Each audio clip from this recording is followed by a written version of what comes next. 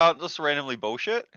I mean, we're actually just going to be live because I don't have the music queued, so we're just live.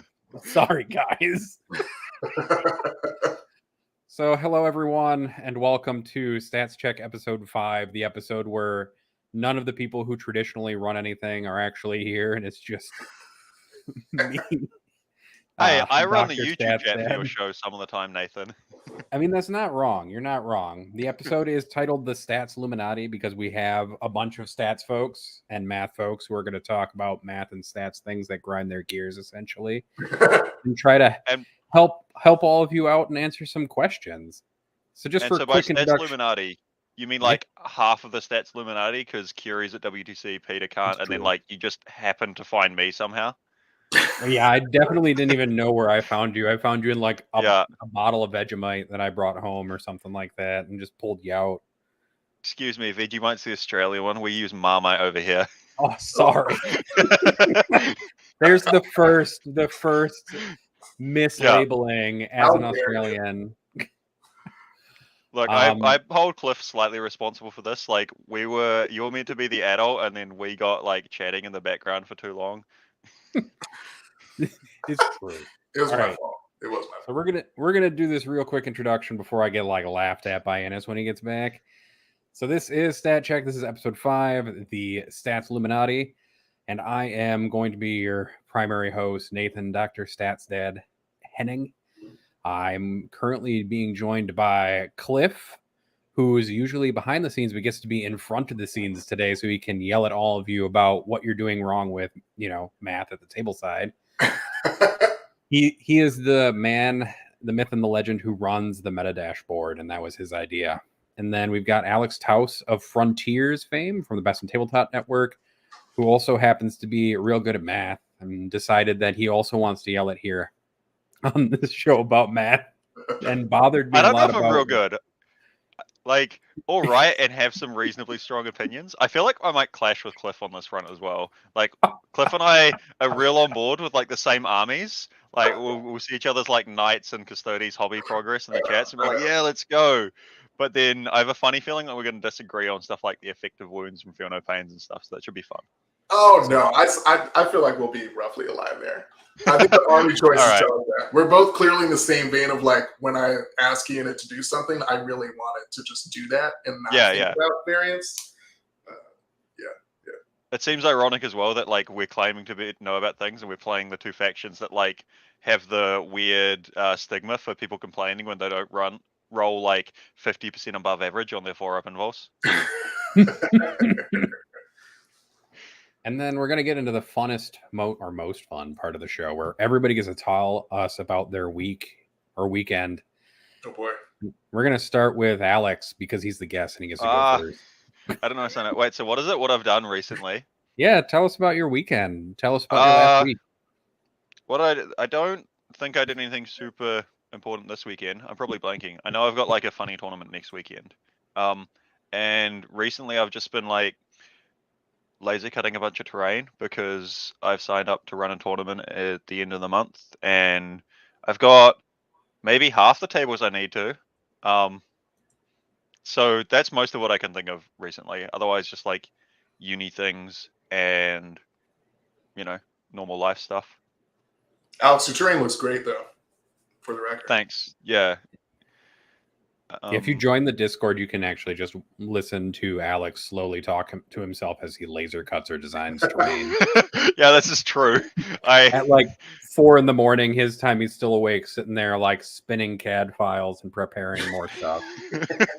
So like due to bad decisions, because if I like sometimes when I commit to cutting these things out, it's like a 2-hour cut to do like one of the big sets of sheets, like engraving and then cutting and cleanup and stuff.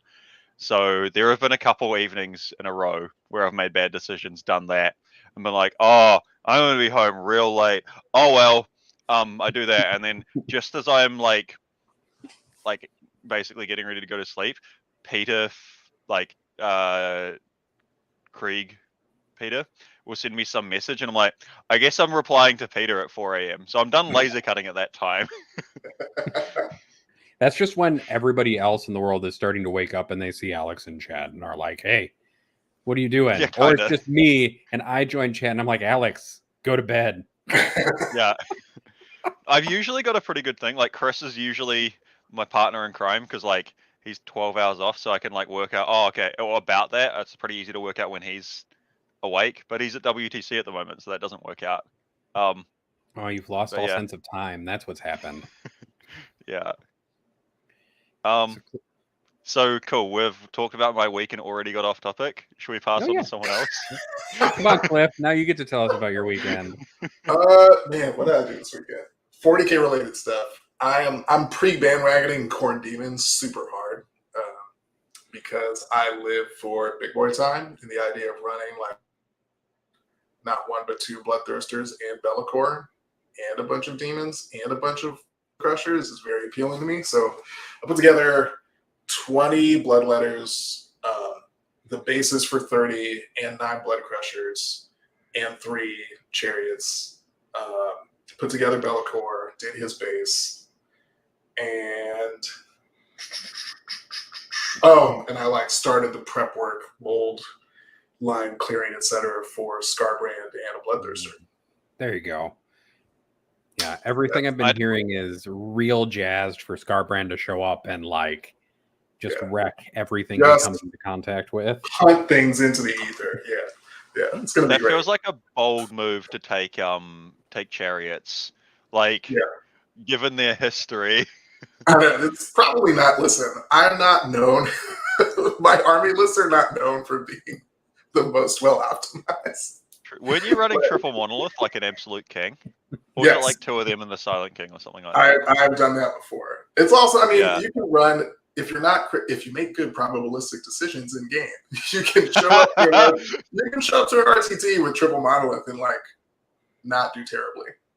Hell yeah. Make some dude with his like Legion lore appropriate Ultramarines who show up just with bolters really depressed when they can't wound a monolith. Yeah, totally. And they're surprisingly they're like, wait, you're charging me in close combat with that? You're like, yeah. You're like, okay, roll to hit. No, I don't do that. You just take 6 hits. You just take D6 Thunderhammers right to the face. It's like, here you go. What damage are those? 3. Oh, so I guess these are just dead now. Like, yep.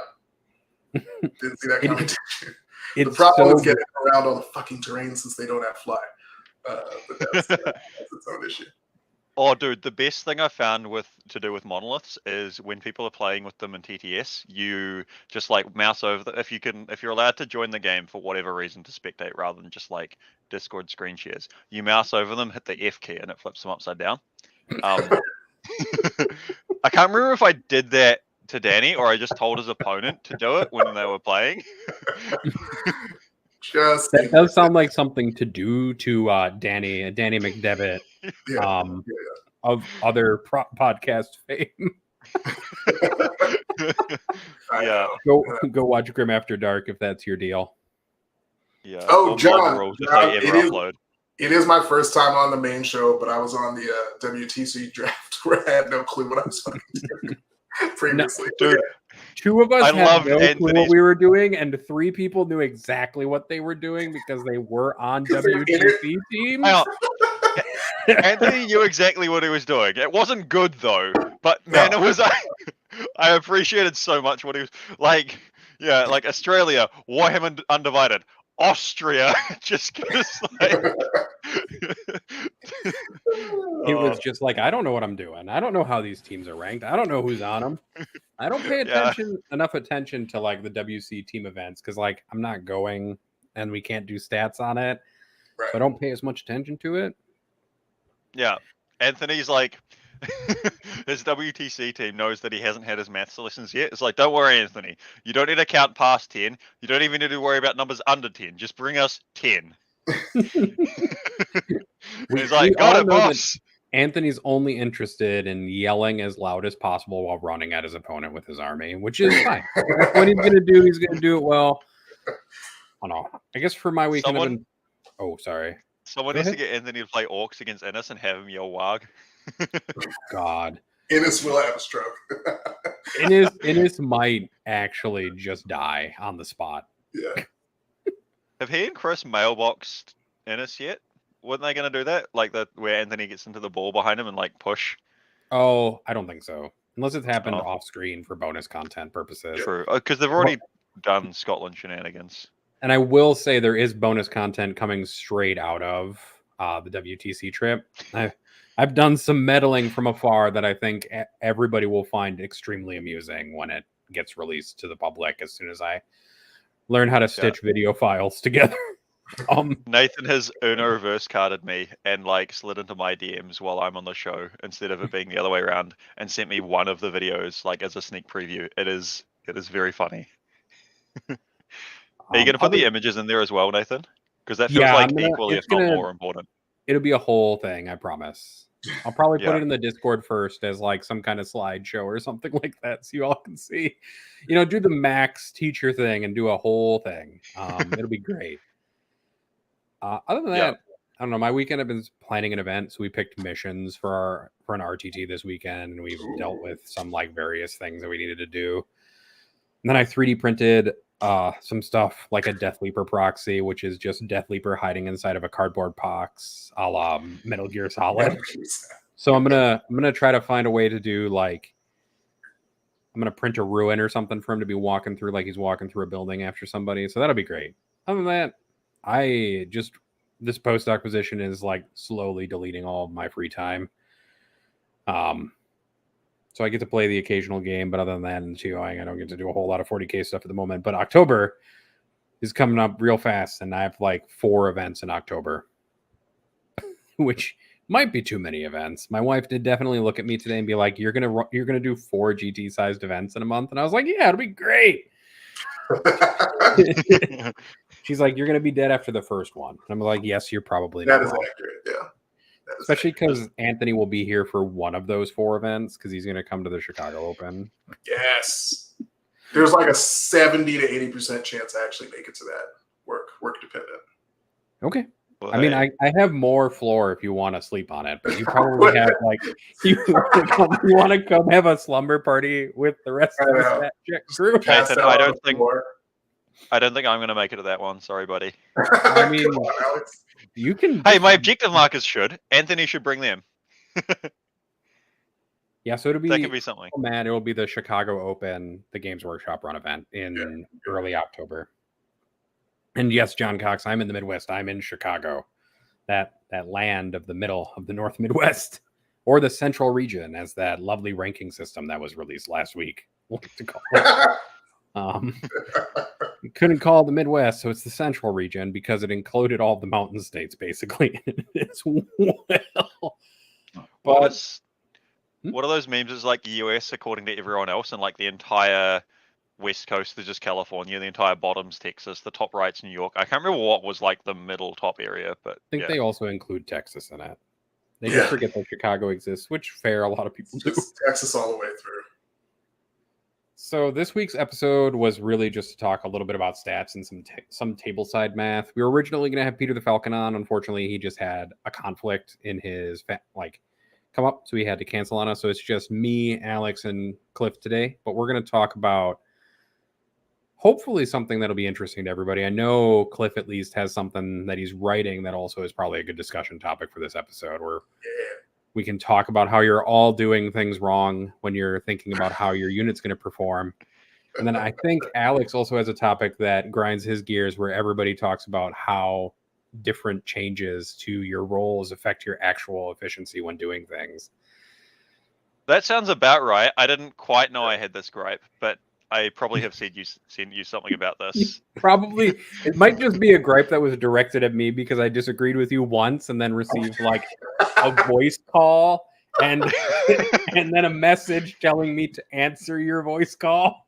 Probably. And then it was probably like irresponsibly late at night because that's the only time I do things. That's probably it. But we can start with whichever of you feels like you want to be the first on this. I know, Cliff, that you have the article basically drafted that you wanted to post. And maybe you want to go first. Yeah, I can go first. It's not as much. I get upset because I see people doing it in games when I'm playing against them. So like this is a common thing that happens, and it's probably happened to a bunch of your tables too.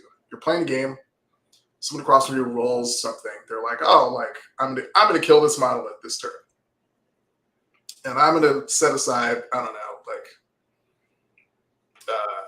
one Castellan and one other knight in close combat that'll charge it. And they're like, cool, that should be enough. And they wait for that to happen at the end of their turn. They do a bunch of other stuff. They arrive at this point. They whiff on their Volcano Lance, and they whiff in close combat with their Gallant somehow. And they're like, how could that happen? On average, that monolith is supposed to be dead. It's like, yes, on average, it should be dead. However, averages do not happen a huge amount of the time. And then in fact, like what you're not looking to do, and this, I don't think there's the fault of players necessarily as much as it is the fault of like the larger 40K like math analytical community that spends a lot of time focused on like average output of a unit, especially with respect to damage against other kinds of units. You'll see a lot of stats online are like, oh, this kills like 3.7 intercessors, or like 4.2 toughness 7, 13 wound vehicles, right? Like that, those are not relevant items to the approach that you should have when you play the game. Like you should be thinking about like, what do I need to happen this turn? How do I, basically. What do I need to make sure it happens this turn? Cool. What are the resources I need to set aside to give myself a reasonably certain chance that that happens? And like that reasonably certain line is going to vary according to your personal personal comfort level. I aim for like 85 to 90%. Like when I want things to happen, I really want them to happen. And so I try to do that first. Like here are the resources I'm going to commit to it. Let's see whether those work. And if it works before I've committed all those resources, great. Like I've got flexibility with my units and new decisions to make and new ways to allocate those previously allocated resources, right? Like that's how you want to think about the game. In terms of like certainty, taking actions to ensure those certainties occur, and giving yourself the flexibility down the line in the event that you are pleasantly surprised when something goes your way, probability-wise. Like don't assume the average is going to happen on every roll you make in a game. Like you will lose most of your games that way, I guarantee you. Like we're playing a dice game. You could just like just make sure that you're trying and willing to put a lot of resources behind making things happen in the game. And don't fall for these like weird false narratives around like overcommitting resources or wasting shots. That's another thing that comes up often. Like if you needed it to happen and it took your whole army shooting at something to ensure that that unit died, but it was really pivotal that that unit died, you did a good thing. It's okay to spend 2,000 points focused on getting like 400 points of work done, because now you're up 2,000 to 1,600 for the rest of the game. Like that's good. Outside of that, there's other stuff, right? Like on paper, you look at a like what are those Necron bikes? I don't even know what they're called now. Tomb Blades. Yeah, like you look at Tomb Blade, you're like, oh, this unit's like stupid. Like, what does it kill? Is it easily killed? Like, yeah, but it's also like 60 points times 3 for like 15 secondary points. Like, that's worth it. It's absolutely worth it. Right. Go do that. This is Necron secondaries. They score more than 15 points for you. For the secondary, they're actually scoring quite good. They would score 17 points each just to mess with your opponent. Yeah, I think the key that to like one of the takeaways to take from that is like you should really focus on probabilities more than you should focus on averages. And I think one of the things you didn't mention, but I know that you've talked about before with me, is when you're looking at averages, there's a whole distribution of events that occur within what you're doing. And so when you look at averages, you're picking just like the most common result. But that doesn't mean that that most common result is going to happen a lot, because that distribution could be wide, it could be narrow, so your variance could be high or it could be low. So sometimes that average of I'll kill 5 intercessors with this, but you have 2 die rolls, and if one of them fails, you kill 0 intercessors. And if you succeed, though, you actually kill 10 intercessors, and the average between those 2 points is 5. Well, and so as a random example, a bit like that, right? And because you were saying how distributions like and wide and narrow and stuff like that, another weird thing with averages, this is a bit of a tangent, is like sometimes they don't fully account for like how things break down. Like if you've got the Knight Valiant harpoon, right, the big flat 10 damage stupid gun, and say it's shooting a pyrovore that's like that's got the mini transhuman from Leviathan. You're hitting on twos, hitting on threes, winning on threes, and it doesn't get a save, let's assume, right? That's pretty close to a 50-50. It's like 5 out of 9, I think. No. It's close to a 50-50, right? And it's a 10 damage thing. So you're averaging like 5 damage, and it's a 5-win thing. So it should die, right? Except it's a 10 damage chunk, so it can't actually... Like, you can do either 0 or 10 damage with his one shot. That's like another weird thing of like breakpoints. So like, you know, you want like 3 or 4 of these things to like guarantee that the one thing goes down. So that's like the variant swing. Whereas if you had like a bunch of smaller shots, like say you had 10 shots that were still hitting on threes, winning on threes, that's going to be way more likely to every time do that 10 damage, because like if you've got one thing, it's way easier for that to spike one way or the other, because it's just like a single die roll. Those like on their own get really wonky. I'll let someone else like weigh in now. No, that's true. Like, I think there's a really good tool that people use mathhammer a lot, which is one good utility, but it shows averages, which is fine. Like if you have like a really quick data check you need to make just to see like if you can even expect something to do a thing. Like an average is a good, quick and dirty way of looking at something, but it's not as useful as like knowing the probability that something's going to happen. And so Unitcrunch is another website. And so Unitcrunch lets you do all the same stuff that mathhammer does, and then like shows the distribution and probability that different things are going to happen. And so I was looking at it earlier today, and I was looking at 5 berserkers going into legionnaires, and you're looking at like, well, if I need to kill 3, 5 on the charge have a 75% chance or something like that of killing at least 3 or more legionnaires on the charge. Like that's more useful than knowing what the average is 3. Yeah. I kind of want to weigh in now to like be devil's advocate a little bit, where because and to like this is mostly to Cliff's earlier argument of like, you know, oh yeah, mathhammer, this kills on average this many things or whatever, and then you set the exact like you line up like, right, this should do the thing. On average, this kills it. Like that means there's a half chance it doesn't work, because like if it's exactly on average, half the time it'll do more, half the time it'll do less. Less is results in not dead for the thing. Especially if it's like a single big model that has a potential top bracket thing. Sure. But averages are still useful for like comparing between two things of like, if you're say selecting your list or whatever, being like, okay, I want something that's reasonable to kill certain profile, right? Like I've got 1800 points and I'm worried about killing Leviathan warriors or Chaos Terminators or something, in which case, one, you probably need more than 200 points to do that. Good luck. But also, like, maybe you want to work out like the best thing, or you're choosing between a couple weapon options. That's where averages are quite good, right? Like, hopefully you guys agree with that point. You're not like just average is always bad. Yeah, I mean they're really useful as an initial screening tool to see like what is the most appropriate like unit or weapon to use in a given situation.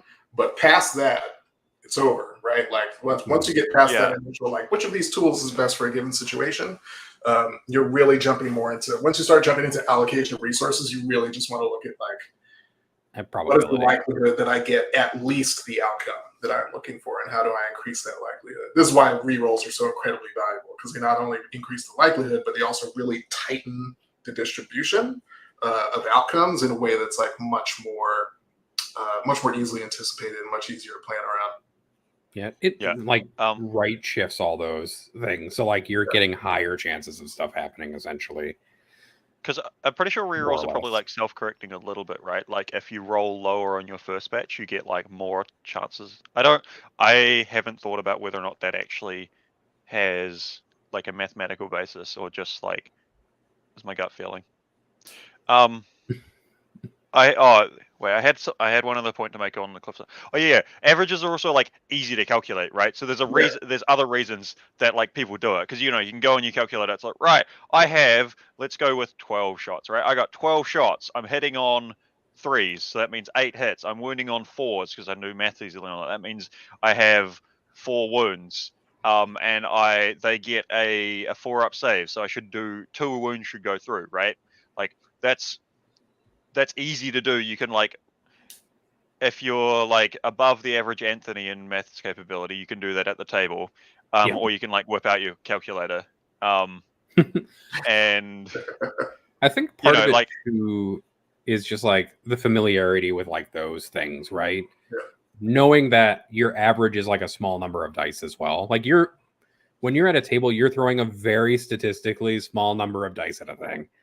Like if you fire 10 bolter shots and you're like looking at just 10 events on that scale, like it's very easy to get on one end or another end of it as well on the distribution. And that's when people frequently hear the like complaint, well, I failed 5 of my 10, like I failed 5 out of 6 4-up saves or something like that, and I should have made 3, right? Because 3 is average. Made 3. I was due. Yeah, exactly. Oh, dude, mathematical. That's because I didn't swap the dice. Wait, Cliff, do you still do that? Do you like if you like roll bad, do you like switch the die? Or like it's an important roll, and you like I need to roll anything but a 1. You for like an advanced roll it. It's the 1. It's like all right, CPU reroll. Do you get a different die? Do you do that sort of like stupid gamer? Like, no, it totally depends on like I literally just pick up whatever's closest. So if I roll the dice and it's like off of the ether, I'm like, okay, this one now. Like I'm fully committed to the world is random. There's no luck. I don't care. Okay. Yeah. Cool. Because I still have like these little wee hang-ups or like superstitions. Like I know it doesn't mean anything, but it's still like sometimes it's just it makes me feel better or it's funny. It's like not using you again. This one, this will do way better. And like no. I definitely have like dice that I feel better about, like in that same way. Like, oh, I'm gonna roll my Drukari dice for this die roll because I feel like they make more feel no pains than my other dice do. And it's like not even remotely. But it's like one of those funny things where I'm like, oh man, this roll is important. I'm gonna grab my favorite dice. They won't fail me. They got my back. Cliff has ascended. He is like above all of the like human bias. No, no, it's only with dice shit, man. Like for like in ye old basketball days when I was a younger person, I was like, I need a pack of gum. I'm going to switch the stick I'm chewing at the beginning of every quarter. Then I'm going to switch to 2 that I eat during halftime, and like one at the beginning of the layup. It was just like a whole thing. Yeah. Oh, lovely. I think also, man, it's great. Are fine too. Like rituals and superstitions are on like the stuff that you do. It's like it's fine to do it if it makes you happier when you're at the table about it. Just don't ever think that it's actually helping you at the table. Either. Yeah. Well, and also like depending on the thing, right? Like a hype song or Cliff's like gum thing for basketball. Also, just classic Cliff move of referencing basketball. If you're in the Discord, you'll know what I mean. Like that's some of that could help, like of actually focusing you and like improving your mental state. If you're doing it with dice, it will not make a difference unless you've like got a special set aside batch that like doesn't have 2s or weighted or something, and don't do that. Well, like my tea, all my dice are microwaved. That's just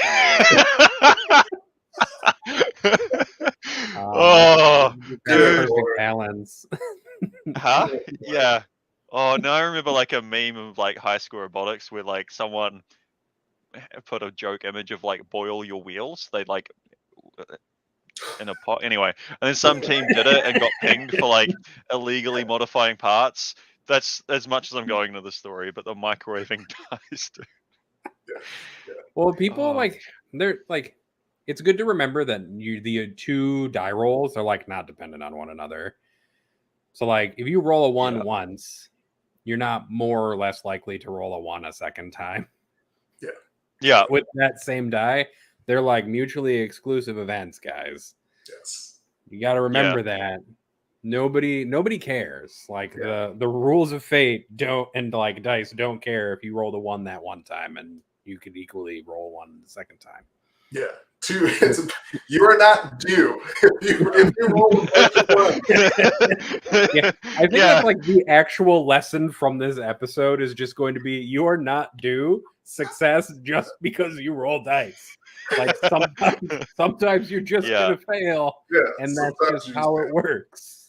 Oh my god, dude! This is so funny. As it's like, oh man, there's still so many of these things where I'm like, oh come on, man, I need a thing, right? Like I think that I'm trying to like convince myself, like, yeah, this will be fine, even though I know it in the back of my, like, logically I know, like, well, I mean, there's not any benefit, but like, yeah, come on, I'm confident. It's not going to make a difference, but it makes me feel better before I see the dice to be like, yeah. So I need the 6. I believe that I'm going to roll this 6. Here we go. Yeah. So there's like so many hang-ups and stuff that like they're fine to have if it makes you feel better, but like, do as best as like humanly possible, do not let that sort of stuff affect your decision making. Besides, like, I'm going to pick up this dice because it makes me feel better, right? Like, it's not going to improve your odds.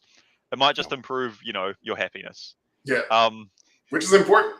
If it makes you happier to roll that dice, you roll that dice. Yeah, you got to like feel happier before the die roll lets you down anyway. You just come crashing down even further. Well, it's nice to like have those things to not get tilted, because getting tilted after that, and like part of understanding like how this math works is just not getting as tilted by it when it just like swings hard against you.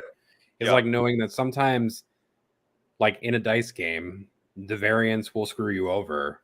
Like dice don't care if you want to be happy or not, or if you want to make 4 ups or 2 ups or 3 ups. Like the dice just don't care. Oh, and just to like float a thing based off that, because like the classic of like, you blaming dice on a loss. That's top. If you want to do well, don't blame your losses on dice or things like that, right? But there are also times that it can be valuable to say if you're having a practice game, right, and like something happens. I'll give this example because I know Cliff will love it. This is back in like Crusher Stampede Leviathan Tyranids meta. I advanced like peak Hive Guard, right? I ran a Megara up on a flank, got to touch a ruin because it like zoomed real far, and it just got to like get its flamer onto some Hive Guard, right? These had like a 6-up Feel No Pain. Oh, this is like all the maths things. They had like 6-up Feel No Pain, 4-up armor save. I've got 2d6 hits that wound on 2s. I roll like 9 on my 2d6. Like, sweet, we're doing pretty well on here, right? It's not the Assault 12 like Red Cleanser Classic, but it's pretty good. I wound with like 8 of them on 2s. Yeah, it's maybe slightly higher, but that's pretty average. And then my buddy rolls 7 failed saves out of 8 dice or something like that, and we both just sort of like look at the dice box like, huh, so that was a thing. And he goes to like do the Feel No Pains, which should roughly halve the damage output. It's a bit under, no, it has the damage be a bit over half. I'll like later on the Feel No Pain math, so I'll go into that more. But he does that, and it just like, but it doesn't do well either, and it just like wipes the Hive Guard squad. And we're like, well, shit. That's like not meant to happen. So, and we like identified that, like, man, that is wild. And this is like top of turn 1 or whatever, right? That I'm just like, I'm advancing everything because he's hidden everything I couldn't see. Well, this is one thing I can do. And then we do that, and like, well, this isn't going to be a game. So how do we like resolve this so we can actually have like a meaningful practice game? And he just re-rolled his saves and like did all right. And then we played from there. There were like half the squad or something weird. So there are times where like identifying like, oh, those dice were like way off average, and sometimes doing something about it if you want a practice game, like that can be worthwhile. Or if you've like played a game and you're like, I think some of these units were rolling a bit hot, right, or a bit cold, and so don't be too worried if and human bias can be bad for that, right? But if you're like trying to evaluate a game, just like if someone's down on a unit, just be like, yeah, I think they underperformed slightly, so just bear that in mind. After game, that can be fine. And also, if you say you're like, and this goes on this a bunch, say you have a plan to like, okay, well, I don't think I've got great odds of winning. I'm going to go for this 9-inch charge because if I hit that, I should win the game. Or you've got really good odds. And you go, all right, I'm going to try and go for this play. I acknowledge that there's, whatever chance of it failing. Or even if you're playing on like a 6-inch charge without a reroll, right? You're going to be like, all right, I'm going to go for this play, but I acknowledge it could fail and the dice could screw me, but you're just sort of accepting that risk. Those are all like a bunch of different things. I'm going to stop talking now. Hopefully you guys can like weigh in. No, that's good information, really. Yeah. And especially for practice, like the key there is like if you have like extreme outliers, like if your opponent rolls 6 1s on 7 2-up saves, like that's an extreme outlier, right? On one end of the distribution. And sometimes it's better to do what you did and just like go back and be like, well, I can't count on this happening most of the time. And unless I'm going to get good practice reps out of it, there's no point playing as if my opponent is going to roll all 1s, because that's not something you can guarantee when you're playing a game. Unless you microwave their dice ahead of the match while microwaving your tea so you can drink tea. My guy, I sent you a kettle. Use it. Does the show have a halftime? I mean, no. We're not going to stop.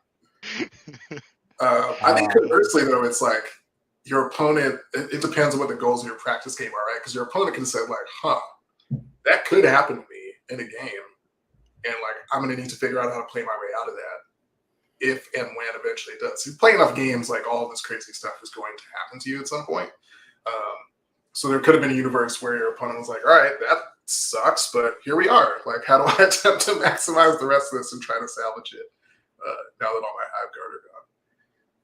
Oh, it was only half, by the way. He had like 2 units. Just he was going the full. Okay, never mind. Yeah. I don't feel that bad. I don't feel that bad for this person. And I mean, when we talk about some of the stuff, we are obviously assuming like fair dice. Like dice are not all created equal. Some dice, squig dice are a tier above all. That's true. I mean, then sometimes like archons with shadow fields just like to die to bolter fire right away. Like that's just how that works. Hang on, I feel like Archon shooting them with bolters is like one of the best ways to get through the shadow field, though, right? Is. Like they just fail that first save every time, and that's just how it works. Yeah. I think the first time I played into orcs, a Dakajet flew over after my raider got popped by something else and just like fired 36 shots, and he failed the very first of the 36 saves that he needed to make on his 2-up save, and then just died. Yeah, I mean, like, I don't know, Dakajet's probably like up there in list of like one of the best things to try pop an Archon's thing, right? Oh, definitely. It's like definitely a high volume thing where it's good at that situation, but failing that first save is just always the best feeling. Most satisfying one I've had is Blood Shield Carnivore. Just run in and be like, yeah, all right, here's 8 attacks on 2s, then 2s, doing D3 plus 3 at AP4. Oh, and I turned off your invul. Good luck! See, that's when somebody taunts you, though, and like rolls them just one at a time, like in TTS. Like you have to, but like that's when somebody just taunts you by making all of them. Nathan, the blood shield turns off invuls. He dies. He doesn't get interaction. Fine. That was the joke I was going for. God there. Damn it! I don't know. As you can tell, I don't know every faction's freaking relic upgrades. I said it turns off invuls, dude. I missed that part. I just heard blood shield, and I was like, "Oh, that sounds like a thing." Look, guys, I know a lot about proteomics. I don't always know a lot about Chaos Knight rules. You were telling me before you didn't know about that. You were complaining when you had to do a test. Or was that a different word that sounded like proteomics that you had to do a test on? It was an instrumentation test, so it's different, but the same. Okay. It's both different and the same thing at the same time. It's different because it's far more technical and far less sciencey. It's more like, how does this magnet pull these ions so that they separate by charge so that you can measure their mass over charge ratio as they hit the I don't know, but like sensor? it makes a fun like bird noise in the background when you're recording at the lab. That's the all I know. NMR, which is a giant magnet. Dude, I figured there was a pretty reasonable chance you were talking about the same machine. All right, just give me this one. No. Go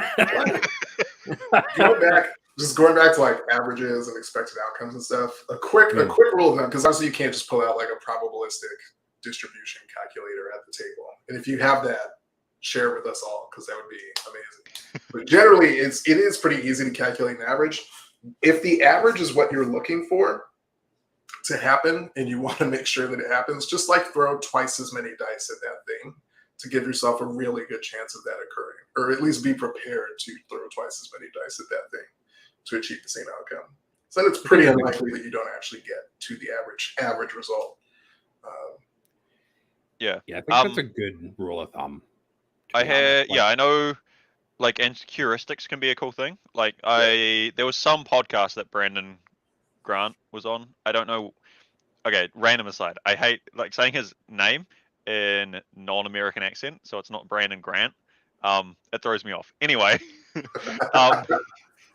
yeah. So he was on a podcast, right? And he had this really good thing talking about heuristics, where like, was it to kill like one space marine, you needed like 10 rapid firing las guns, or there was some number or whatever, right? Just because guards, sadness, maths, and.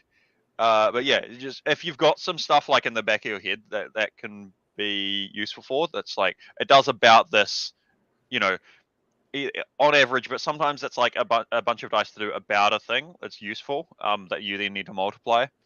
And so some of that stuff you can, so you'll be wounding on 5s, right? So that means you need twice as many to do the same damage to a knight where you're wounding on 6s, because. Yeah, 3-up save, las guns wound on 5s into toughness 4, 6s into toughness 8, right? Like some of that sort of stuff you can, if you've got some of that, and like quick comparison, yeah, maths basically can be useful. Maybe it's not as straightforward as that to everyone, but yeah, that's. I'm going to end my tangent here because I'm lost. Practice can also just help you with that, because it gives you an idea of like how that unit is going to perform. And like multiple instances of that performance into a target is going to give you a better idea than like an average by itself will, because that is multiple sessions of you running a unit into something else. And you retain, I think, better when you like actually fail or succeed at the tabletop rolling dice than just looking at Unitcrunch or some other probabilistic model on the side beforehand, where you calculate out like and write yourself a spreadsheet of all the probabilities that you've got, or write yourself on an app just so you can do a probabilistic model at the table side while your opponent is running their turn or something like that. I don't know. But practice is another way just to get a good like eyeball idea, like mental note kind of situation. But it is good to know that like sometimes still variance will screw you over and you'll still fail. Yeah.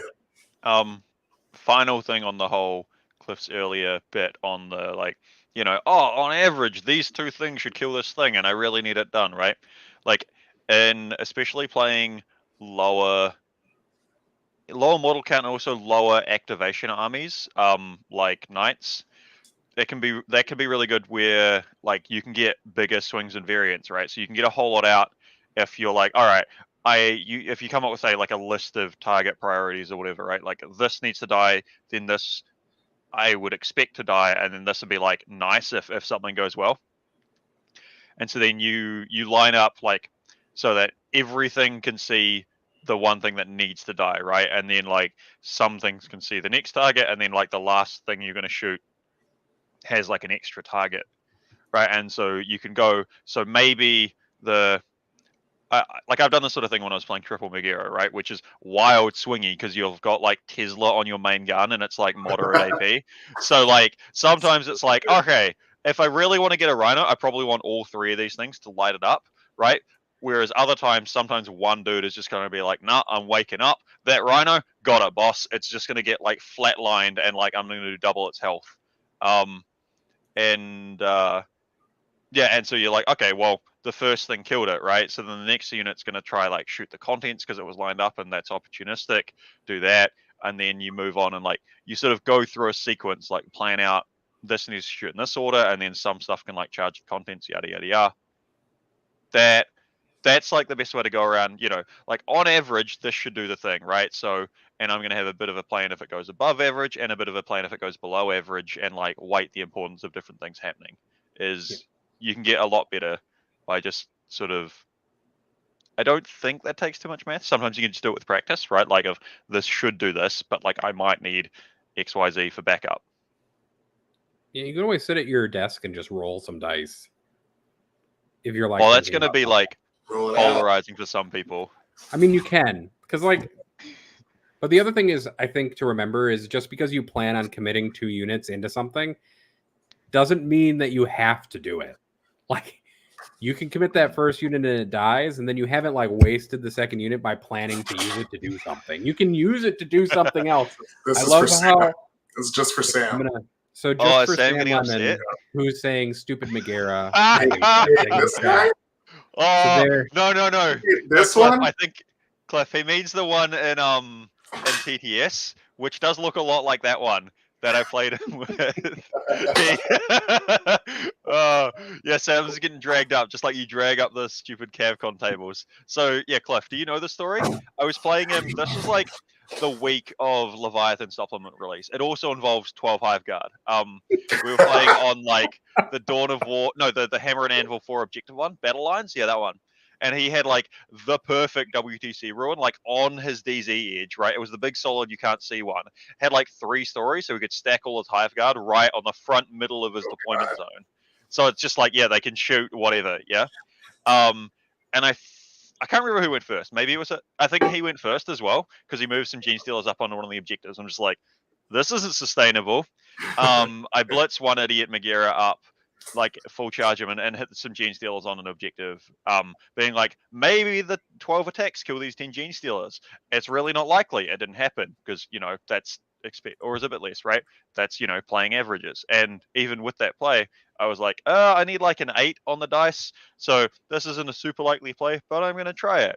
And it worked out. I say that because, yeah, averages. Yeah, and then he goes, like, he shoots it a bit, goes to charge with Swarmlord, who has Catalyst, and the Flyrant. This is not like Reaper Flyrant, it's just a basic idiot one. Swarmlord with Catalyst dies to Overwatch. Other guy comes in, I rotate. I don't know if I CP a thing. It bounces as like 4 attacks, right? And so actually this is relevant, right? So because math sort of stuff, right? So this shouldn't have happened, but it's not like massively surprising. Oh, with Catalyst it's pretty surprising. So like Megaras have the 8-shot triple hits on 6's gun, right? Which means on Overwatch you probably get about 3 hits. You might not get any, but it's not really that surprising if you get 9 hits, right? 8 dice rolling 3 6s. That's pretty, like, not too crazy. Just then when you triple it, it gets bonkers. And then those wound all right, and he happens to, like, not roll too many invols. It's a sad Flyrant. Then you've got the auto-hitting 2d6 Flamer, right? That's like 2d6. That's wild. If that rolls a bit high, not that surprising. Wounds on 2s into non-vehicle. No AP. Also going to be a bit wonky when you got a 3-up save. Sometimes you get a couple of those things, like you roll the 9 hits and they mostly wound all right, which is not surprising. And then you roll like a bit higher on the Flamer and they spike low on saves, like Sam did, and you just get a Catalyst Swarmlord aced in Overwatch. It happens, There's nothing wrong with like taking high risk, high reward plays like that either for like SVP. Right? Oh yeah. We discussed later there were some things to like could have avoided Overwatch that would have been, beneficial. Yeah. And then the Flyrant charging in as well with like because he shot the Megara down to like 12-ish wounds, right? And so these two going into to kill it were pretty reasonable, but just the Overwatch went wonky. And then like the lower attack, he had about 4 attacks, the Flyrant trying to hit me, and maybe it was a bit more, right? But he rolls a couple 1s to hit or something weird like that. They wound all right because he's got the reroll wound stratagem, and I just happen to roll most of my invols pretty well because I've got like 3 4-up invols to make, right? Like, and I just happen to pass all of them. That's not that surprising. If I'd whiffed all of them and that one idiot left had also killed the my knight, wouldn't have been that surprised either. It happens. So yeah.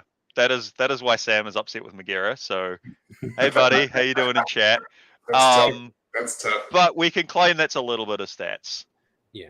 So, Cliff, do you want to close us out on this topic then with like a take-home message for Yeah, sure. lovely watchers? In the game of Warhammer 40K, averages are a useful initial screening device to determine which tool you need to use to accomplish a given job. But the performance of that tool and the resources that you expect to allocate to the execution of a given goal in game has got to be rooted in probabilistic analysis. And you have to be prepared and, in fact, anticipate the need to overcommit resources to accomplish your goal and be pleasantly surprised when you don't have to. It's like, overshoot, do too much damage, be ready to do all that stuff in your head just to make sure that what you need to happen happens on the table. Yeah. So with that, and if the words probabilistic analysis scare you, which is probably reasonable. I just mean how likely a thing is to happen. That's yeah, right. Then another way of thinking about it is, don't averages are as good as like a rule of thumb sort of thing, right? But have a plan for like when things go awry of averages, right? And you don't need to have done stats for that. Some of that could be you've just like had a bunch of experience and like about what you need, and some of it can just be like, I really need to make sure this thing's dead. Let's make sure, like Cliff said, 2 or 3 times the average amount of stuff needed to hit the thing is hitting the thing. Yeah, that can fall under the broad bucket of probabilistic analysis, right? Because you're like analyzing. Some of it could be a bit seat of the pants, like the odds of something happening.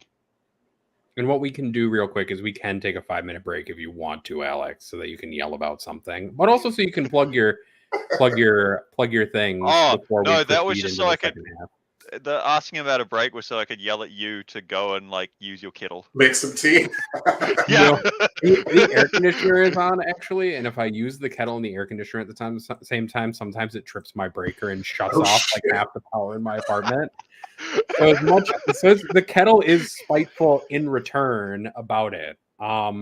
Alex, what fucking kettle did you send to Nathan? Literally the cheapest one John Quinnell and I could find on Target.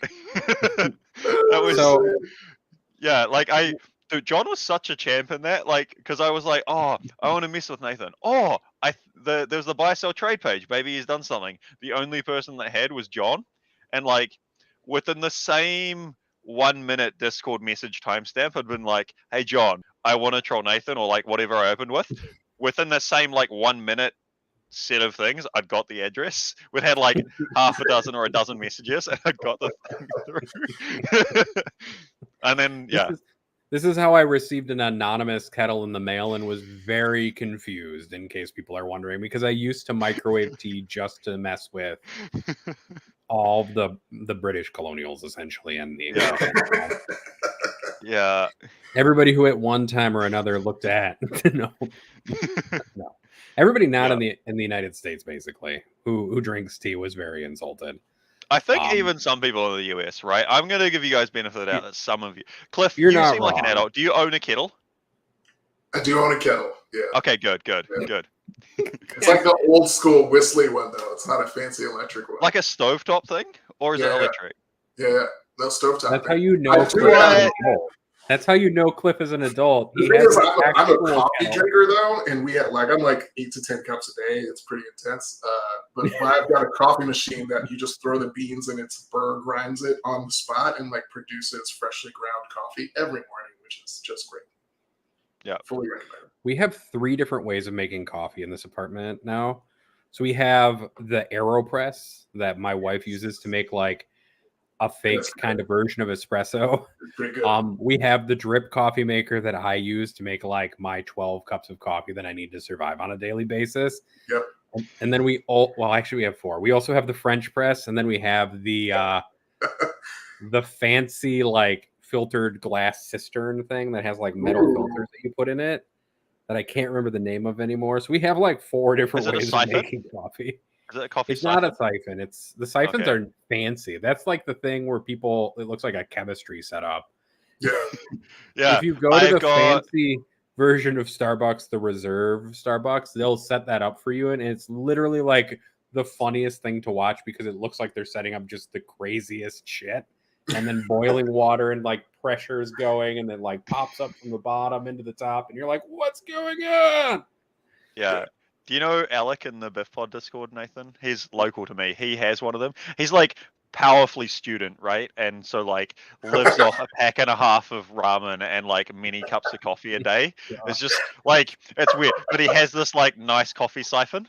And like he's also got like a nice really nice set of headphones because I noticed the box because I know my brother bought the same ones after doing stuff. And I'm like, hey, you got the fancy things. And he's like, yeah, I saved up like for years or something for these things. Well, I don't know what it was, but yeah. No.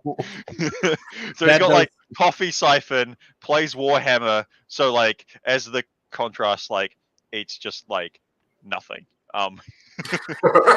sounds like an accurate undergraduate experience. I won't lie. Yeah. The term "powerfully student" is so good. I'm dude, it's like Lucas is like. I think he's the person that I coined that term from because like describing his eating nothing but like an apple and a Wetzel's pretzel to make to shadow round of LVO is where I like got that description. Is he the person who was like eating beans to fuel himself through something? Yeah, this is Lucas. That was like Lucas. From from yeah. Best in Tabletop Network, also on a podcast by them. Yeah. That's so good. While we're on the Best in Tabletop Network topic, you should plug your stuff real quick, Alex. Before I gotta do one more thing on Alec, right? Because he also like it was a real big deal because he's like a bunch of guys in the Warhammer. That's like a Warhammer flat, and so a chunk of they moved from an old one to a new one, and it's like it's great. The living room doesn't have mold in it anymore, which is just like such a sort of student comment as well. Bro, student moves. Oh no! Yeah, dude, like. New Zealand doesn't get cold enough for how like it doesn't get cold enough that we need insulation. You could just like throw a bit more coal on the fire back in the good old days when like a bunch of these houses were made probably. So like we don't have proper insulation, but it still gets cold enough that it's like bloody cold when you're a poor student and can't heat your room. When you can't meet your coal bill. Yeah. That's fine. We've got hydro dams. Things have improved. We've actually got like clean energy here. Yeah. So Sure. What was the next topic if we're not doing a break? Plug the show, right? Yeah. Plug yourself. Frontiers. I derail my own show as well as this show. That's fine. I'm trying to like shove it gently back to the rails. That's all. Yeah. Look, like I know I take things off topic. I hope it's generally funny. Cliff laughing makes me think I'm on an okay track. Yeah. We kept like around 15 to 20 viewers the whole time, so I think we're doing okay. It's fine. Yeah. So I'll be like, all right, I've got on a tangent. Someone help bring us back. Like I'll I am a little bit self-aware of like my own dice quirks and stuff, like where I'm like, I'm gonna get this like other die to like make no statistical difference, but it makes me feel better. I'm a bit aware of that, and I'm aware that like I go on these tangents and do this stuff, and then try to come back. But I think it's fun. I do it when I'm tutoring too. It's great. Yeah. Like my one of my joking like philosophies there is like I like to be equal parts sarcastic and helpful. Definitely not. I've never seen you go off topic, not even once. Not even right now when you tried to re-rail yourself. I wasn't trying to re-rail myself, to clarify. Plug your show. Anyway, plug my show. Yeah, Frontiers on the Best in Tabletop Network, which you guys are no longer on because you're like, we're gonna go do like all of our own things. But back on the wonderful Best in Tabletop Network, I have now the new best show as decided by you guys, where we talk about like our own nonsense and try sort of the public message thing is we shed a spotlight on like lesser known areas of the world, because if you're in the US, nowhere outside the US exists, right? As shown by their non-statistical ranking system. And yeah, so we like get interviews from people basically wherever Sam, who's the organized one of the show, can wrangle, and love you, Sam, for doing that.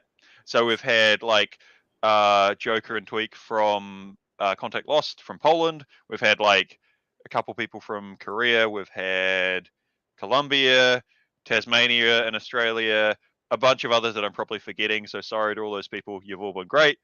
I'm just not good at things other than rambling.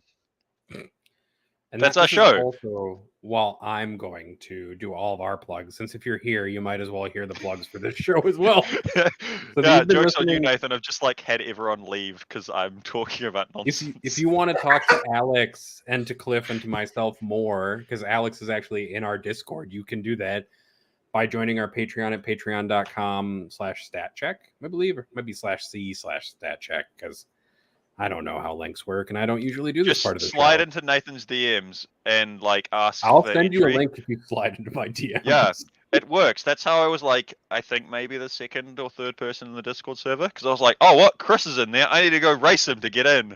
Then I sent you a patron link and was like, go sign up for the Patreon and you can join the Discord. So I was like the second or third person there. It's true. So if you join the Patreon, you get Discord access. If you join one of the higher tiers, you can get access to helping us determine how we torture Anthony with learning later on. So if you want to spend $15 a month, you can help guide my next topic choice for Anthony Learns by Suffering, is what the tier is called. It also gives you at any of that tier or any of the other tiers, if you are able to support us, that's great. You get access to all of our bonus content. I'll give you a preview of this upcoming week's content that I'll post on Friday, most likely. Is a wonderful friend of the show has given Anthony some homework while he's at WTC. And thank you, Chris, for doing this for me, for printing it out, bringing it to Belgium, and then giving him homework and recording it. So I hope you all look forward to watching Anthony get tortured by math unexpectedly, because it's great fun. But yeah, join our Patreon. You can join us in the Discord. You can talk to us. Community is getting really quite vibrant, I think, and like there's a lot of discussion going on. There's people pretty much talking about all sorts of stuff and everything, and a lot of people talking about Star Wars Legion as well, although not as much now. Yeah. If you join quickly, there's the like at WTC channel where there's like Cliff, Anthony, no, not Cliff, Curie. Man, I'm good at things. Curie, Anthony. They start with C's, all right? That's what I've got.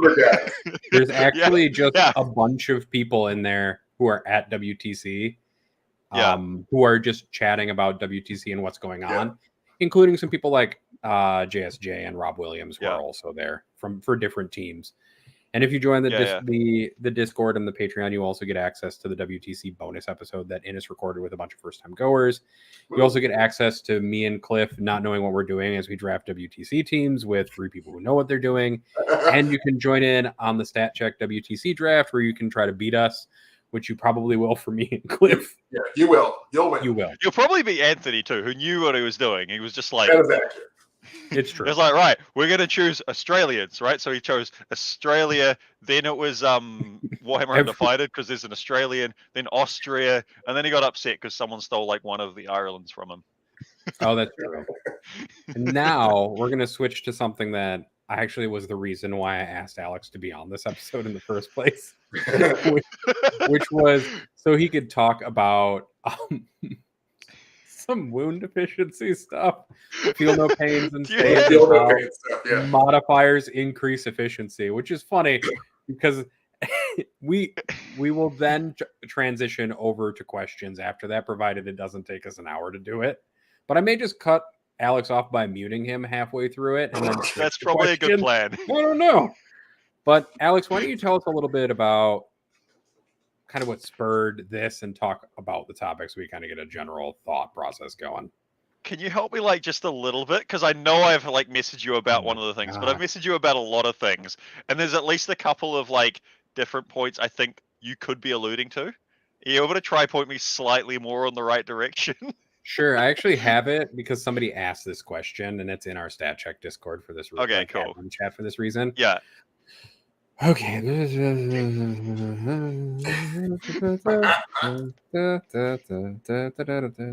go. Oh God, can you guys two talk about something? I can tangent for a bit, Nathan. I got this. I did 24 hours of commentary of a charity hymn. What? I remember we were talking about this and it came up. You were talking about like effective wounds, right? Yeah, that I think that's a different thing to what Nathan was talking about. But We I can can go talk on about effective wounds, though. We yeah, can yeah, talk I can about go on one that. topic at a Right, time. because Let's this talk is about one thing effective that wounds.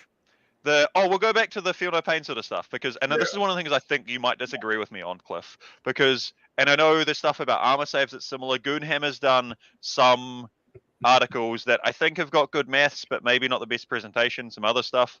Yeah. So like some things to think about of like armor saves, modifiers, and a bunch of other stuff, right? Like, so just real quickly, feel no pains functionally are like, for a lot of purposes, are functionally like just having a percentage of additional wounds. The easiest one to think about is a 4-up feel no pain, right? Where you take half as much damage effectively, right? So you have effectively twice as many wounds because if you're taking half the damage, 1 over a half is 2. Hopefully people are okay with that maths. If not, slide into my DMs or Nathan's or something. I don't know. It'll be someone asking me in DMs about maths, not terrain, which will be interesting. So yeah, if you take half the damage, you've effectively got twice the wounds, right? Which is what a 4-up feel no pain is. Nathan's messaging me and I'm confused. Anyway, if you've got a 4-up feel no pain, you take half damage, twice as many wounds.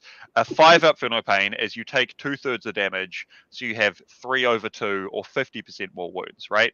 This is the classic for like the Custodes jet bike captain who has like functionally 15-ish wounds, 13, something like that, right? And other things like that. 6-up feel no pain is, I could be wrong on this one because I don't remember, but I'm pretty sure it's you have 20% extra wounds because you take 5 over 6 of the wounds, so you have 6 over 5 effective wounds, which is like 1.2, 20% extra. Cliff, does that make sense? Yeah, cool. In fact, So I that's think like you're like slightly underselling it because each wound you save on Feel No Pain is a wound you get to take a Feel No Pain on in the future. This accounts for that. That's another thing that like slightly upsets me. That's just the maths of the effective wounds. So I'll give an example to try. Oh, can I get a good number off the top of my head? Let's say you've got a 6-up Feel No Pain, right? Yeah. So you've got 6 wound models. 6 wound models are good for doing maths and stats on because we've got a D6 system. Fractions work good, right? Say you've got a 6 wound model, right? And you take No, you've got a 5 wound model actually, right? You've got a 5 wound model, so you so to effectively to expect to do it, right? And it's got a 6-up feel no pain, and you want to hit it with so you say you have 6, you want to put 6 damage on it to deal with this 5 wound model, right? Because if you put 6 damage on it, it'll make on average, the averages, on average, on average, you'll make 1 of your 6 feel no pains, so 5 damage goes through, and that does the 5 wound model, right? 6 is 50%. Sorry, 6 is 20% more than 5. Maths do things.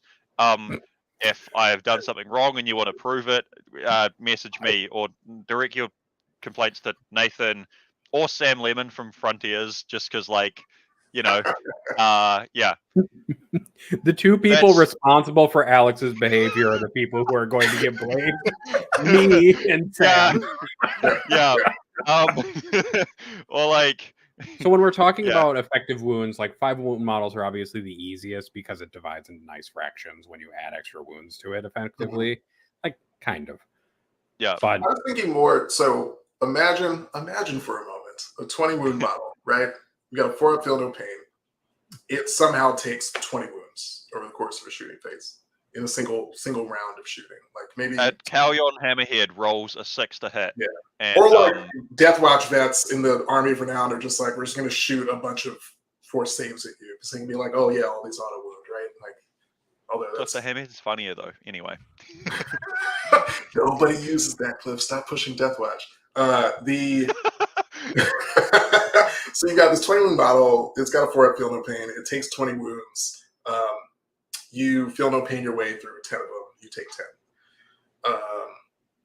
Now you've got a new set of 10 wounds, right? So like in theory, you're already at this like 30 wound cap because you have this like 4-up feel no pain. You have 20, you save 10 of them.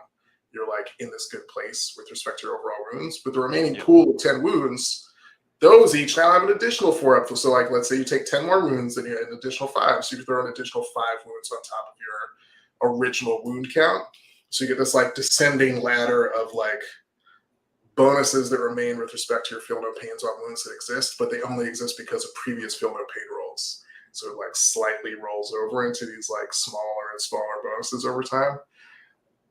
That's the only place where I'm like, they're like, they seem slightly more valuable for the purpose of your model continuing to exist on the table. This is maybe a thing where I disagree. I might not quite disagree with Cliff because like he's technically correct, right? Like it's the same, right? So if you've got 20 runes, right, it'll halve the damage. You take half the damage every time, right? If anyone's ever seen this is probably showing like the sort of Facebook groups I'm in of like postgrad and maths memes. But anyway, people may have heard of the whole like there's a mathematician in a bar, right? And it's like there's some person he's interested in, and every like however time you can halve the distance to get there. Or maybe it's like a mathematician and engineer, and the mathematician's like, oh, I'll never get there if you're only halving the distance every time, right? Whereas the engineer does something about like after a certain time you're functionally close enough. Or if you halve the thing over and over every time, right? You can do the spooky maths thing called taking a limit. But the upshot of it is basically if you're halving like this thing every time, if you do that like effectively infinite times, it gets to being doubling the distance. It's like, to use maybe a real world example people will be familiar with, compounding interest, which is probably just like upset a bunch of people from maths classes, but like interest from a bank, right? If you've ever like making money on it, you get like a percentage every so often. The more frequently you calculate that, theoretically, the more money you get because you get interest on your interest. That's like Cliff's thing of you getting feel no pains on your feel no pains that you've made, right? Like you agree? This is the same sort of thing? Yeah. But we also live in like normal. It's not like a full. You're not guaranteed this half off every time, because we live in the world. So this is like dice don't have guarantees, and we're talking about average.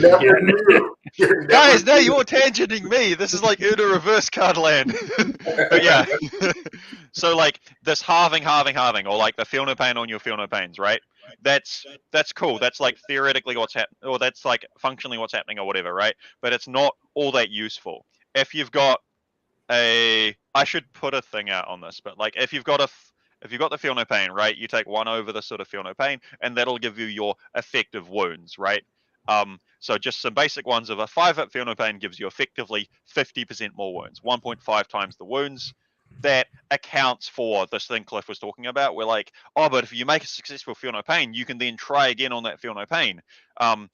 This accounts for it. It is in the same world as averages, right? It's the same sort of theoretical world of like, you know, in theory. But I personally feel like there's a place for like this is theoretically how it works. For example, to explain to people, a 5-up feel no pain is effectively 50% more wounds. A 4-up feel no pain is effectively twice the wounds. A 3-up feel no pain is effectively 3 times the wounds. And a 2-up is effectively 5 times the wound. I'm not confident on that one because like it doesn't exist in the game, and it's I haven't done the fraction recently and checked it. Oh, Claire, don't! No! We don't need 2-up feel no pain. Okay, they do exist in some weird things, to like mortals or whatever. But like, no, we don't need that. We do not. I don't actually even think it does exist anymore in mortal wounds, because Chaos Knights have it for. There's a Dreadblade thing that lets you get. It's either a Dreadblade or a relic. I don't know. That lets you take the Dreadblade gets to do the infernal thing, so you can cook yourself, and you have a 2-up feel no pain against the mortals. I'm pretty sure that's a thing that exists. Farseers was my knowledge. Who had a 2-up. Yeah. Who had the 2-up feel no pain against mortal wounds specifically caused by perils. Yeah. I think Magnus has that as well. I think I could be wrong. Anyway. Okay. They exist in the game, but for niche cases, it's okay. GW, don't make this a thing in the real world, right? And this is like where, like the armor of contempt, the things where people get to like technically, or like get shorthanded to -1+ saves and stuff like that, which is like the paladin brick and cover with the armor of contempt. That's where that starts getting really nonsense, because if a 2-up save is twice as good as a 3-up save. Effectively, this might be a bit more like what Nathan was wanting to direct me towards, but anyway, because if you have to make 6 saves on a 2-up save, and I'm going to the spooky averages world here because it's so much easier for explanations. In real world, your Archon will fail either as first or as 100th shadow field, flicker field, whatever the save is called, right? There's no in between in real world, but in average world, right? Put 6 on, 1 should theoretically be failed. If you put 6 saves, shit, I forgot my main topic. 3-up. Huh? Yeah. 3-up is 2-up. Yep. So if we've got a 3-up armor save, right, and you put 6 saves on them, you're expected to fail 2. If you've got a 2-up, you put 6 saves, you're expected to fail 1. So that's, you do twice the damage if you can get them from a 2-up save to a 3-up save, right? Or a 2-up save is twice as effective as a 3-up. There might be, because there's some arguments people say, oh, but like a 5-up save is twice as good as a 6-up because you'll make twice as many. You don't care about how many you make, you care about how many you fail. In the vast majority of the time, right? There might be some niche, weird edge cases, but I don't have a good example for them, so I'm going to call them fake. That's fair. This is really what I wanted you to talk about because I'm more amused by it because apparently it makes people mad on the internet. That's when interesting. you tell them that a 2-up is twice as good as a 3-up. Yeah. Oh, dude. What? Okay, Wait, so like, is that because what's the alternative that they're taking? I don't know. I don't even know what the argument is. I don't want to think about it. Mad on the internet. I don't want to think about it. They're wrong. What's the my pet peeve is when people don't they don't want to do proper maths, so they do bad maths of like the 16.7%, 16 point whatever percentage. Does that upset you as well, Cliff? Yeah. This is actually why Alex got into my DMs one day and was really mad at me because Did I you was do talking this? about 17% on dice, and Alex messaged me because I was going to he was like, as soon as you're done with your meeting, I need to talk to you. Yeah, okay, so apparently I was on the show because I got upset at Nathan the right time and messaged him. That's exactly why. And I was like, oh man, Alex knows how math works, so he's a great person to have on my math show. Oh, I see, Crittens. So it's like someone's looking at a 3+ save and saying like, oh, I've got a 67% chance of making a save on a given wound. And then they're looking at really less and seeing that that's like 83. And they're like, oh, it's 17% better. Instead of like, nah, bro, like no. Okay, so that's like I don't even I haven't even rate is what it really I haven't even got no the 17% thing, right? Because if people see so the thing, this is my best attempt at like understanding how the people that are wrong think that they're right. I'm gonna be a bit like blunt with my words because hopefully it's funny. Alex, this is how I feel every single. This is like my work is having people be wrong who think that they're right and attempting to show them in a way that lets them think that they got there themselves, that in fact they're wrong and need to do the right thing. So the whole to use percentages, right? A 3-up save, 67% of the time you'll pass it. A 2-up save, 87% you'll pass it. So people are like, oh, it's 16 or 17% better. Yeah. That's first of all, I think you need to do, my personal opinion is you need to do relative percentages, right? So like, and this is where it's easy to talk in fractions. So 4 out of 6 times you'll pass a 3-up save, right? There's 4 faces on a dice that result in success. And a 2-up save, you've got 5 of 6 faces on a cube that you'll pass, right? So that's, you've gone from 4 to 5. That is 1, 2, 3, 4, 25% of that, right? One of these is 25% of it. You were doing hands before, Cliff, so I thought I'd join in. For podcast listeners, if this goes out, I've got like 4 fingers up and I'm like pointing it with my other hand, right? To go from 4, you need to improve that by 20% to get to 5, right? Yeah, this is where my camera is, right? 4 to 5. That's 20% improvement, not 16%. I hate it. That's my pet peeve. Don't use like the parts of 16%. Okay, it's not good. The only time it's acceptable is re-rolling ones as a 16 or 17% improvement, because 1 out of 6 of the instances will be a 1, and then you get to try again. So it's like a 7/6 improvement of your output if you've got that. If you're re-rolling ones to hit and wound, it's a 7/6 times a 7/6 improvement, which works out to like a bit better than 2/3. I think I have a calculator within reach, so I'm going to work this out quickly. Anyway, this is actually why I had Alex on, because he gets really passionate about people being wrong about 17% improvements to dice rolls. Yeah. So if you really have like serious qualms with how it's not really a 17%, I get to do this to somebody else now. You can enter Alex's DMs by joining the Patreon and getting into the Discord, and then you can DM Alex. And as I gesture at the wrong side of my camera repeatedly because of yeah, you can yell at Alex about percentages. It will be great. Moderate bonuses to being in one or more of the Discords that I'm in is occasionally I'll post like terrain update pictures and like ping the voice chat role of like, hey, I'm laser cutting at dumb o'clock at night. Someone might be awake. Join me. Anyway, you guys have tangented me now. This is wrong. Anyway, so we were talking about percentages, and Crivens or Tim the Sorcerer messaged something on YouTube. And Tim, I'm going to blame you. I love you, Tim, but it's wrong. So yeah, the percentage comparisons I think are just bad. Don't do them. In terms of like using the 17% of like the dice facings. Please, if you get one thing away from my nonsense on this, is don't do that specific thing. It upsets me. Unless you want to. Microwave your tea. Whatever. Let the world be. On that note, we're going to transition to show questions. Oh, yeah, actually, that's fair, because I don't know. I have more like random the stuff that I could do, but it's not going to be well formulated, so yeah. Well, I also want to keep the show somewhat sensibly long. Yeah, that's fair. If you want like more productive things from me and less like me going on stupid tangents that have like little gems of truth, Nathan, we could like coordinate to actually write up a thing. Might be better.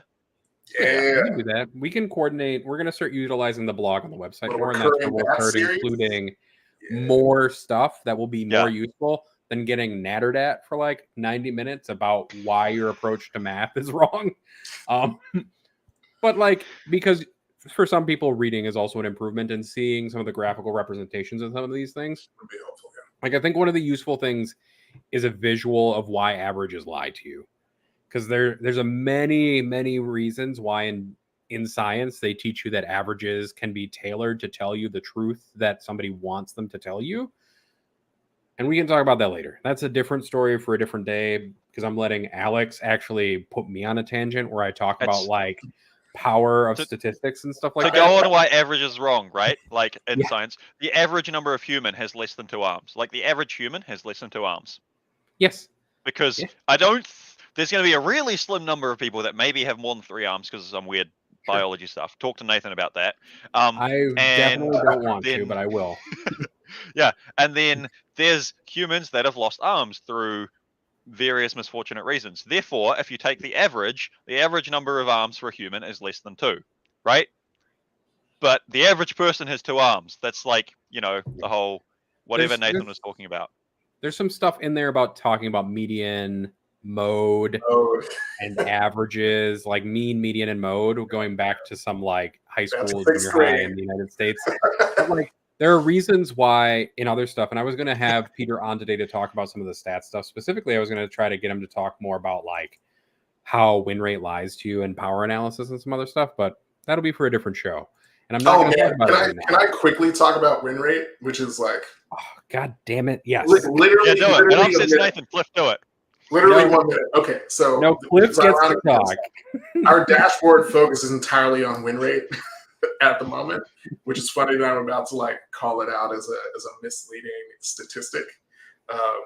Win rate's really good when you have very large sets of games from which to draw conclusions about, right? So like once you hit 150-ish games for a given faction, you've likely arrived at like the real faction win rate for that faction, plus or minus like 1 and a little bit percent. I have to run some numbers on that. If 300 plus games, you're good. Like you're golden. That's like a lot of games played for a given faction. That is likely its real win rate on average for the average player. That gives us a really good average bunch, which is not good. That gives us a really good, within the scope of the entire meta, means of addressing relative faction power. Give it a large enough data set. What it doesn't do, which we're working on in the background, is tell you like what is the likelihood that you will achieve a given outcome with that faction, right? And that's where I think things like win record distribution come into play. So if you go to a GT, what is the distribution of outcomes for a given faction? Like how often do they go 0 and 5, 1 and 4, 2 and 3, 3 and 2, 4 and 1, 5 and 0, win the whole thing.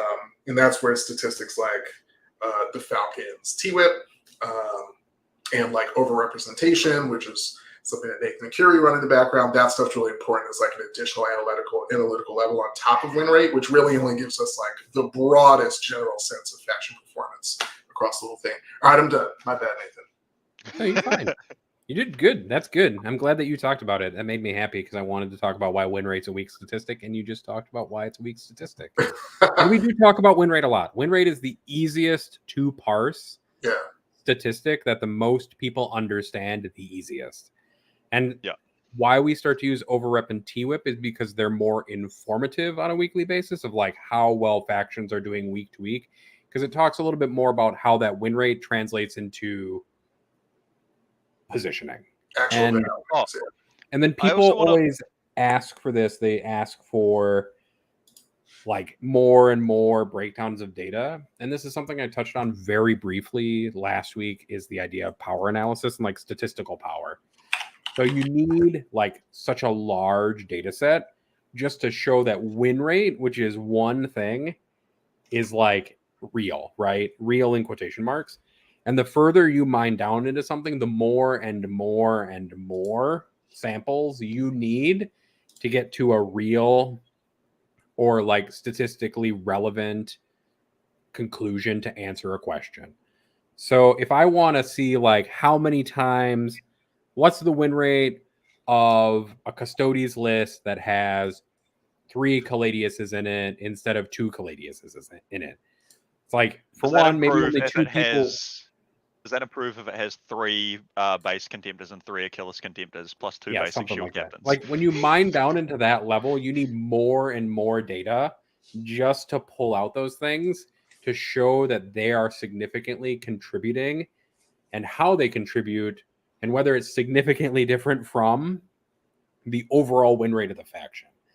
And so what I did is I used a lot of words about a lot of stats terms that we'll talk about on a different show when I talk to you all about what statistical significance is and like why we don't talk about it broadly in the 40K stats community, because it's a nightmare box that I don't want to unpack, is most of it. But also I'll talk about it a little bit when I teach Anthony math later, because I'm going to focus on statistics and probability and distributions and stuff like that. And that's going to be the majority of the focus of the math lessons that I give to Anthony.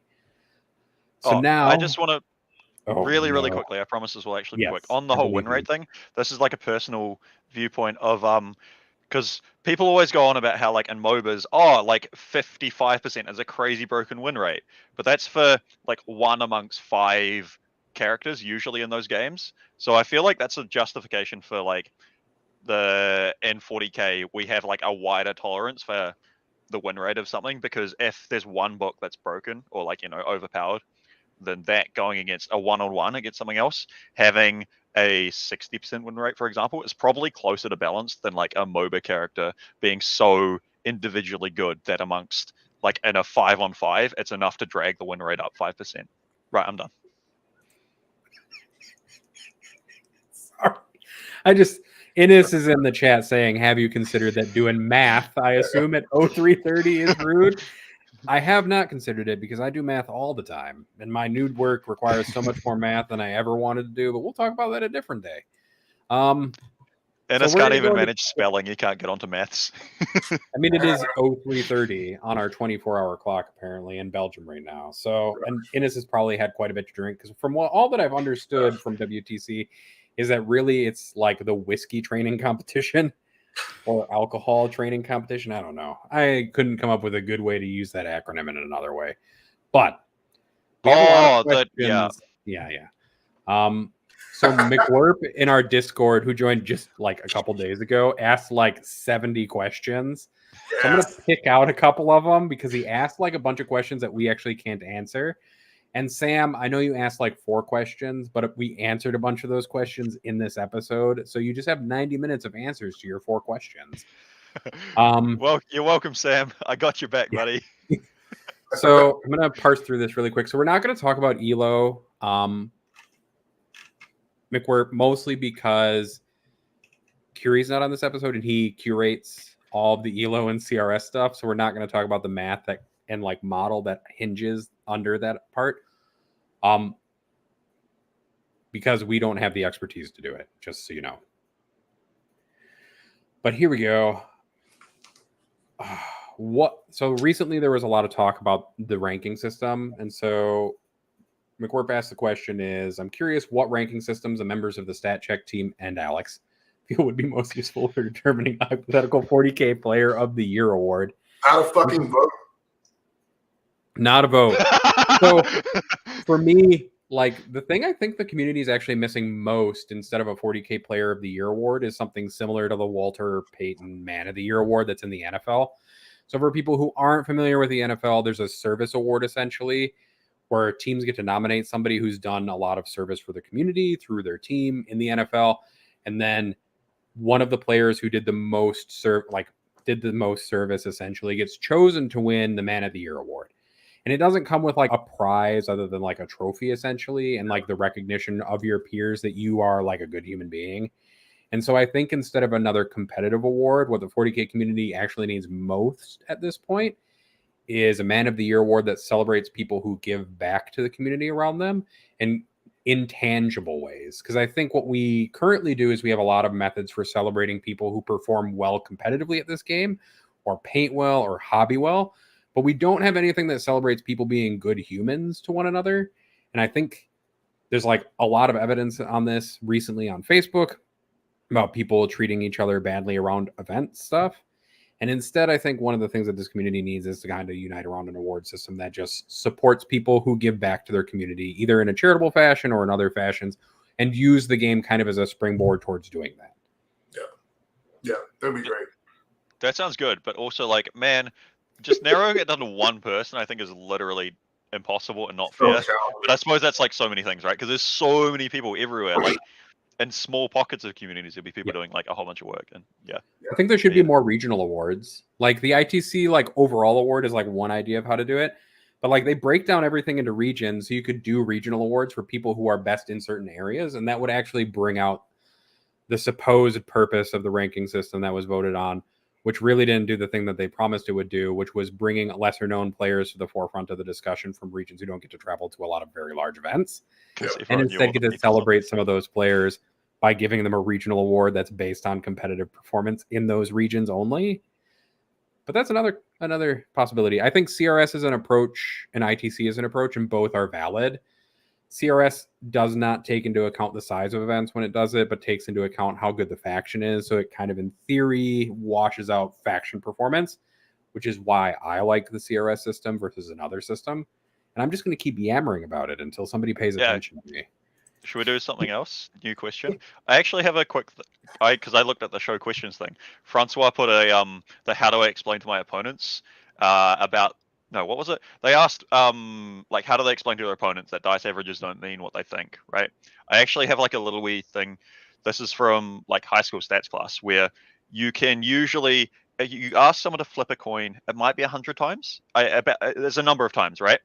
And 50 times, maybe it's more manageable. Get someone to flip a coin 50 times, record the results, write them down in a chain. But before that, have them randomly do it themselves. Right? So like you've got two sequences of H and T, right? Heads and tails on a bit of paper.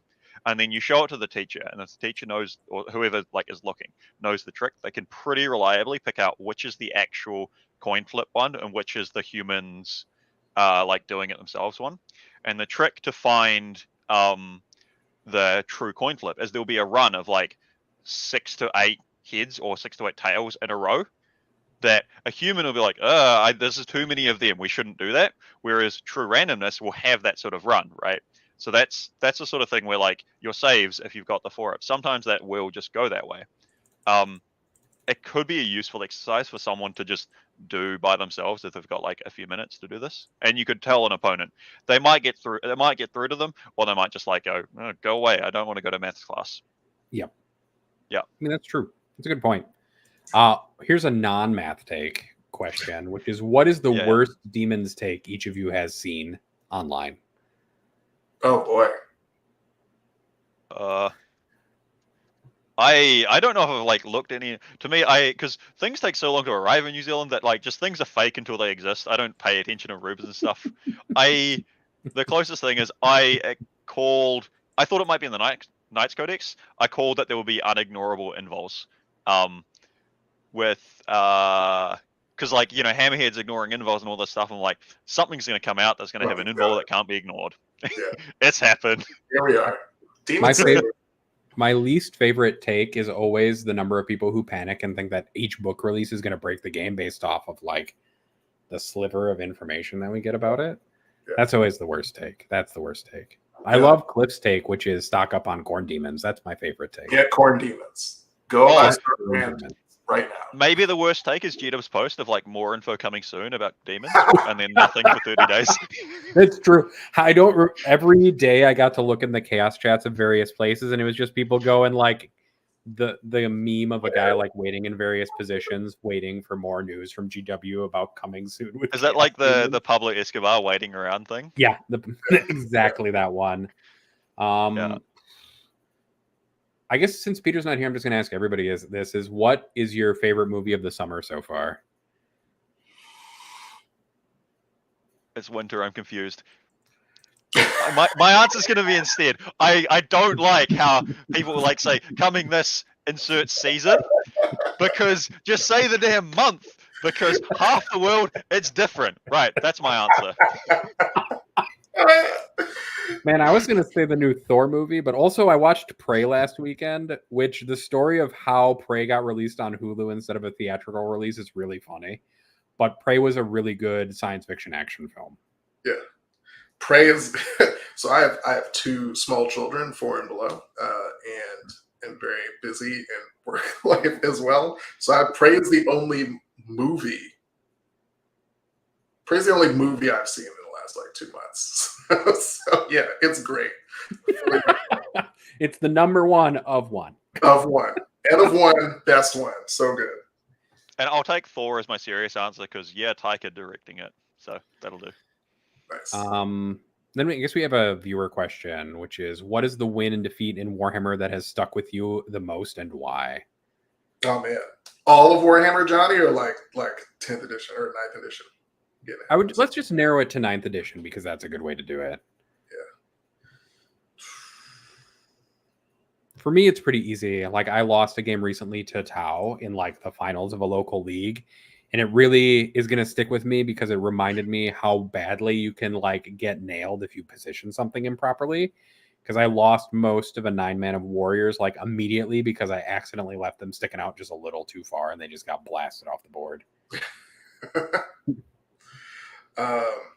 I played my buddy's Sisters of Battle after their new codex with the pre-update Custodes, and got like mortal wound bombed off the table, which was like, I was blown away at that happening. Just like a lot of Dominion output and a lot of failed. The strings of 4-ups, a lot of failed 4-ups on my end led to a dead Caladius and a dead Telemon. Turn 2 was rough. Oh yeah, I had tangents on like the 4-up Feel No Pain versus 6-up maths, but that's another time thing. It was hard. I definitely have memories of like back in 8th when I beat my buddy with Custodes like one too many times, and he goes and like gets triple double soul burner petard chaos, and then also like the soul burner like mini things in the contemptors, just like mortal wounds the guys off the table. But I guess wins and losses that I remember, maybe losing against Hayden Corrich the first time I traveled up north for New Zealand Masters, where like he was great, it was a great laugh, and some of my saves just decided to turn off. I had to make 3 saves on a Venatari squad, like 2 of them with 2-ups and 1 of them was a 4-up, and I lost the dude. I was just like, yep, this is how this is going, cool, let's have a laugh and chat. And then maybe the win was against Michael. This is at New Zealand Teams earlier this year, with like full busted Custodes. And so he had a closer to meta list with like a Caladius and some Dreadnoughts and stuff. Mine was still pretty meta too, but I had like Mr. Worldwide, and we did some weird stuff. In pairings, we gave him an option, and apparently we chose the stupid option for pairings according to the guys that were talking about it. And so we ended up with the Custodes Mirror. He just leaned into it and he was like, right, and we're going on the light table. We're going to coin flip this. We both took the kill each other's bike unit secondary. And so he won the exchange on that secondary. I got nothing. He got like 13. I demolished on the Stranglehold and primary, and I don't remember banners maybe, whatever. All the other secondaries and primary game I did really well on, and so some of that was with Jank with Mr. Worldwide. Rest in peace, that man. He is so dead with losing Obsec and all the things.